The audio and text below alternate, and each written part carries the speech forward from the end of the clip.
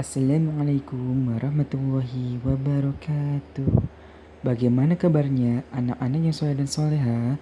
Semoga Allah Azza wa Jalla selalu memberikan kesehatan, keselamatan, keberkahan, dan kemudahan kepada kita semua.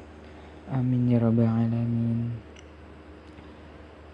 Alhamdulillah, hari ini kita akan membahas tentang tema 1, organ gerak hewan dan manusia, subtema 2, manusia dan lingkungan, pembelajaran 4.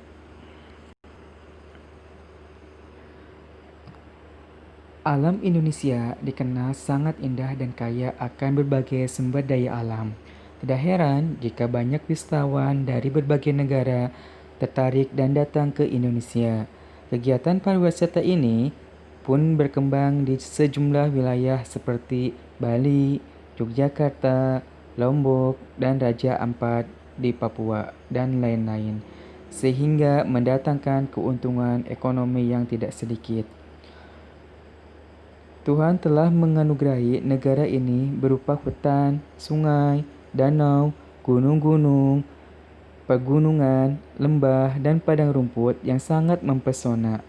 Ingatlah, keindahan dan kekayaan ini tidaklah semua negara memilikinya. Banyak negara yang sebagian wilayahnya hanya berupa padang pasir, hamparan es, atau padang rumput. Kenampakan alam pada bentang alam Indonesia merupakan salah satu yang terlengkap di dunia. Laut, pantai, dataran rendah, lembah subur, padang rumput, sungai, danau, bukit, pegunungan, hingga gunung dapat ditemukan di Indonesia. Bentang alam di Indonesia sangat bervariasi. Masing-masing wilayah memiliki karakteristik masing-masing yang membedakan dengan wilayah lain di Indonesia. Iklim di Indonesia. Iklim adalah keadaan rata-rata cuaca pada suatu wilayah dalam jangka waktu yang relatif lama. Cuaca adalah keadaan suhu udara, tekanan udara, curah hujan, angin, dan sinar matahari pada waktu pendek dan tempat tertentu. Indonesia memiliki 3 iklim, yaitu iklim tropis atau iklim panas.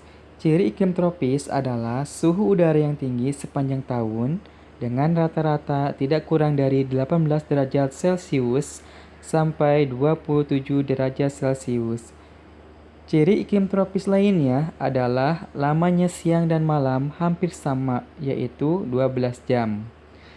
Iklim laut terjadi karena Indonesia memiliki wilayah laut yang luas. Laut dan lautan Indonesia mengakibatkan tingginya penguapan. Iklim musim terjadi karena angin musim berganti atau berubah-ubah setiap periode waktu tertentu. Ayo membaca.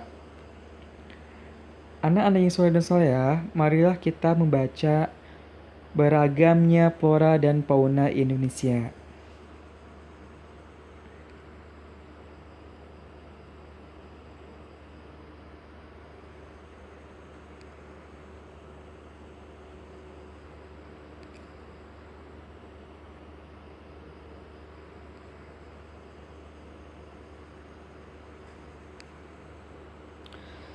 Setelah membaca beragamnya flora dan fauna di Indonesia, maka tentukanlah ide pokok dari masing-masing paragraf.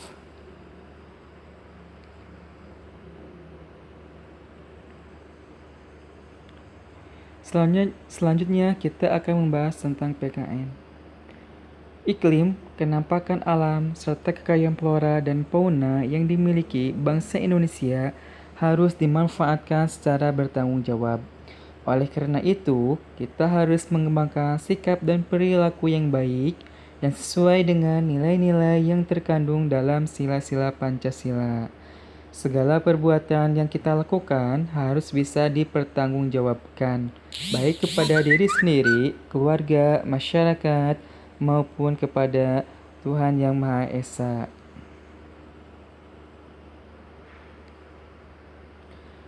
Kita pun harus siap menerima akibat-akibat dari setiap perbuatan yang kita perbuat, seperti pujian, cemoohan, hadiah, atau hukuman, pahala atau dosa.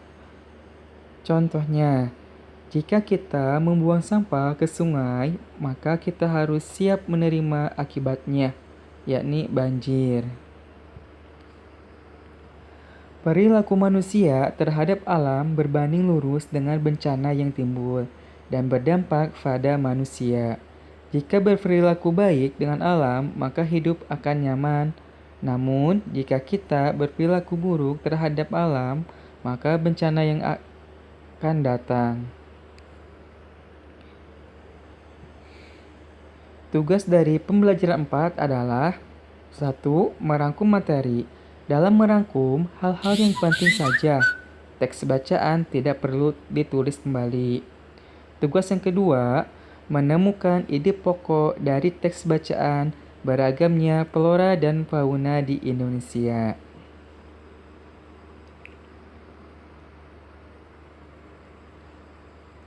Alhamdulillah, pembelajaran hari ini telah selesai. Semoga ilmu yang disampaikan bermanfaat bagi kita semua. Amin ya rabbal alamin. Sebelum kita nutup pelajaran, mari kita membaca kafaratul majlis. Subhanaka Allahumma wa bihamdika asyhadu an la ilaha illa anta astaghfiruka wa atubu ilaik. Wassalamualaikum warahmatullahi wabarakatuh.